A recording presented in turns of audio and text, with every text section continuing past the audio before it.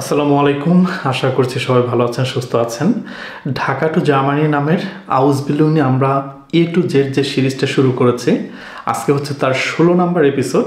এর আগে আমি আরও 15টা এপিসোড করেছি, 15টা টপিক নিয়ে কথা বলেছি। সেখানে আউসবিল্ডিং কী, আউসবিল্ডিং জার্মানিতে কেন করবেন, আউসবিল্ডিংয়ের রিকোয়ারমেন্টস কী, কোন লেভেল পর্যন্ত জার্মান ভাষা শিখবেন, কিভাবে একটা কাভার লেটার তৈরি করবেন, কিভাবে একটা জার্মান স্ট্যান্ডার্ড সিভি তৈরি করবেন। আমি এই সকল বিষয়ে কিন্তু আমার আগের ভিডিওগুলোতে কথা বলেছি। আপনারা অবশ্যই এই প্লেলিস্টটা একদম শুরু থেকে আমি যতগুলো ভিডিও করেছি সবগুলা ভিডিও আপনারা একবার হলেও দেখবেন।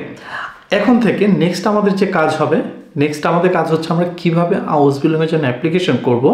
বিকজ আমরা জানি আউসবিল্ডিংয়ের রিকোয়ারমেন্ট কী, জার্মান ভাষা কোন পর্যন্ত লাগবে, কিভাবে সিভি তৈরি করব, কিভাবে কাভার লেটার তৈরি করব। তার মানে আমরা যে ডকুমেন্টস আমাদের যেগুলো লাগবে সবই কিন্তু আমরা প্রিপেয়ার করতে পারবো। সো এখন আমরা নেক্সট এপিসোডগুলোতে আমরা কথা বলবো যে আমরা কীভাবে আউসবিল্ডিংয়ের জন্য আবেদন করব। তো আমি যদি জার্মানিতে আউসবিল্ডিংয়ের জন্য আবেদন করতে চাই, প্রথমে আমাকে কি করতে হবে, যে আমার কি কি ডকুমেন্টস সাবমিট করতে হবে আবেদন করার সময়, সেই ডকুমেন্টসগুলো প্রিপেয়ার করতে হবে।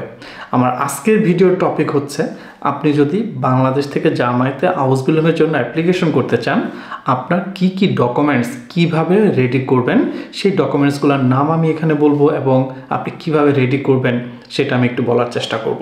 খুবই ইম্পর্টেন্ট ভিডিও, অবশ্যই মন দিয়ে দেখবেন। প্রথম যে ডকুমেন্টস আপনাকে প্রিপেয়ার করতে হবে সেটা হচ্ছে আপনার এডুকেশনাল সার্টিফিকেটস, একাডেমিক সার্টিফিকেটস, তাই না? আপনি ধরেন এইচএসসি পাস করেছেন, সো আপনার কাছে এই মুহূর্তে দুইটা একাডেমিক সার্টিফিকেট আছে, একটা হচ্ছে এসএসসি, একটা হচ্ছে এইচএসসি। আপনাকে যেটা করতে হবে, এই দুইটা সার্টিফিকেটকে অবশ্যই জার্মান ভাষায় ট্রান্সলেট করতে হবে। এক নম্বর কাজ, জার্মান ভাষায় ট্রান্সলেট করতে হবে। সেকেন্ড কাজ হচ্ছে সেটাকে পিডিএফ মানে একটা স্ক্যান করে আপনাকে পিডিএফ ভার্সনে সেটা সেভ করতে হবে। এবং এই যে পিডিএফ ভার্সনে সেভ করবেন, এই ফাইলের নাম যেন একটা স্ট্যান্ডার্ড নেম হয়। লাইক এই ফাইলটা কি ফাইল, যেমন আপনার এসএসসি সার্টিফিকেট, তারপরে হচ্ছে আপনার নাম। সো ফাইলের নেমটা অবশ্যই খুবই স্ট্যান্ডার্ড আকারে লিখবেন। ওকে, সো এখানে যে কথাটা বলেছি, আপনার SSC certificate, HSC certificate plus transcript marksheet. Okay, ভুলে যাওয়া যাবে না, plus marksheet. Certificate, marksheet German ভাষায় ট্রান্সলেট করবেন, পিডিএফ ফরম্যাটে কম্পিউটারে সেভ করবেন। ওকে, এটা গেল প্রথম আপনার যেটা ডকুমেন্টস আমি কথা বলবো। তারপর হচ্ছে জার্মান ল্যাঙ্গুয়েজ সার্টিফিকেট। আপনি যখন আউসবিল্ডিংয়ের জন্য অ্যাপ্লিকেশন করবেন, আমি ধরেই নিচ্ছি আপনার মিনিমাম B1 লেভেলের জার্মান ল্যাঙ্গুয়েজ সার্টিফিকেট আছে, যেটা আপনার কিন্তু লাগবে, রাইট? তো এখন আপনি এই যে জার্মান ল্যাঙ্গুয়েজের সার্টিফিকেট, এটা অলরেডি জার্মান ভাষায় থাকবে, সো আপনাকে এটা আলাদা করে ট্রান্সলেট করতে হবে না। আপনি যেটা করবেন, জাস্ট এটাকে স্ক্যান করে পিডিএফ ফরম্যাট করবেন। তারপরে যে ডকুমেন্টটা আপনার লাগবে সেটা হচ্ছে, যদি আপনার কোনো এক্সপিরিয়েন্স থেকে থাকে, ওকে, সে আপনি কোনো একটা কিছুতে কাজ করেছেন 6 মাস, 1 বছর, 2 বছর, সেটার একটা এক্সপিরিয়েন্স সার্টিফিকেট আপনার থাকতে হবে। বিকজ আপনি যখন জার্মান কোনো কোম্পানিতে অ্যাপ্লিকেশন করবেন, তার জন্য যে আপনি সিভিটা তৈরি করবেন, সেই সিভিতে আপনার লাইফের কবে কখন কি ঘটেছে সেই ঘটনাগুলো কিন্তু মেনশন থাকতে হবে। সেখানে জব এক্সপিরিয়েন্স হচ্ছে খুব ইম্পর্ট্যান্ট। এবং আপনার এই 6 মাস বা 1 বছরের যদি আপনি কোনো ফিল্ডে জব করে থাকেন, সেটা কিন্তু আপনাকে অবশ্যই সিভিতে মেনশন করতে হবে। এবং সিভিতে যদি আপনি মেনশন করেন, সেটা কিন্তু এক্সপিরিয়েন্স সার্টিফিকেট আপনাকে শো করতে হবে। এবং এই যে এক্সপিরিয়েন্স সার্টিফিকেট, সেখানে কিন্তু আপনার কিছু জিনিস অবশ্যই মেনশন থাকতে হবে, লাইক কোম্পানির নাম, তারপর হচ্ছে অ্যাড্রেস, আপনি কবে থেকে কবে এই কোম্পানিতে কাজ করেছেন, আপনার কী পজিশনে কাজ করেছেন, আপনার জব রেসপন্সিবিলিটিস কী ছিল, এই জিনিসগুলো কিন্তু সেখানে মেনশন থাকতে হবে। ওকে, তো আমি একাডেমিক সার্টিফিকেটের কথা বলেছি, ল্যাঙ্গুয়েজ সার্টিফিকেটের কথা বলেছি, এক্সপিরিয়েন্স সার্টিফিকেটের কথা বলেছি। তারপর যেটা আমি বলবো সেটা হচ্ছে আপনার একটা সিভি বা একটা লেভেন্সলাউফ।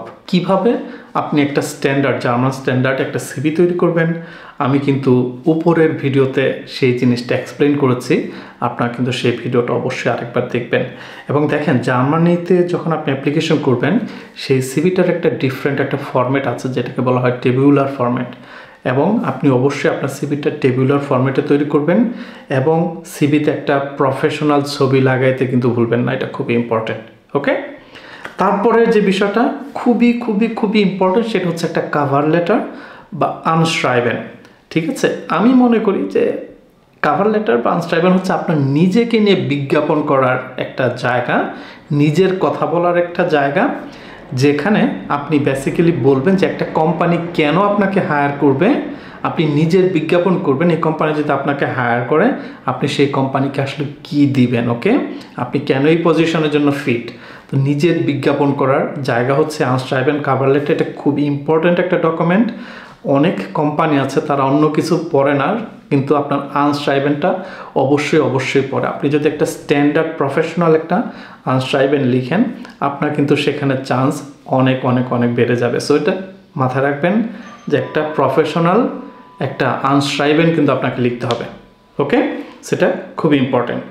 এই হচ্ছে টোটাল ডকুমেন্টস যেগুলো আপনার অ্যাকচুয়ালি লাগবে যখন আপনি হাউস বিল্ডিংয়ের জন্য অ্যাপ্লিকেশন করবেন।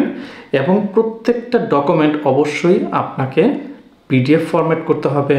ফর্মের ফাইলটার নাম কিন্তু আপনাকে স্ট্যান্ডার্ড যে নাম সেভাবে লিখতে হবে। প্রথমে কি ফাইল, তারপরে সেকেন্ড পার্টে হচ্ছে আপনার নাম, সেভাবে কিন্তু আপনাকে এই ডকুমেন্টসগুলো রেডি করতে হবে।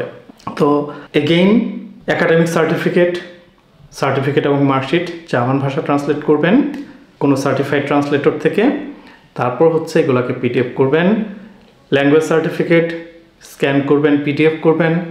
সিভি তৈরি করবেন, কভার লেটার তৈরি করবেন। এক্সপিরিয়েন্স সার্টিফিকেট যদি থাকে বা আপনার যদি কোনো ট্রেনিং করা থাকে সেটার সার্টিফিকেট অবশ্যই জার্মান ভাষায় ট্রান্সলেট করবেন, অ্যাপ্লিকেশনের সাথে অ্যাটাচ করবেন। একটা জিনিস অবশ্যই মাথায় রাখবেন, আপনার একটা স্ট্যান্ডার্ড অ্যাপ্লিকেশন অবশ্যই জার্মানিতে করতে হবে। আপনার অ্যাপ্লিকেশন যদি স্ট্যান্ডার্ড না হয় তাহলে কিন্তু আপনি জার্মান কোম্পানির নজর কাটতে পারবেন না, ওকে।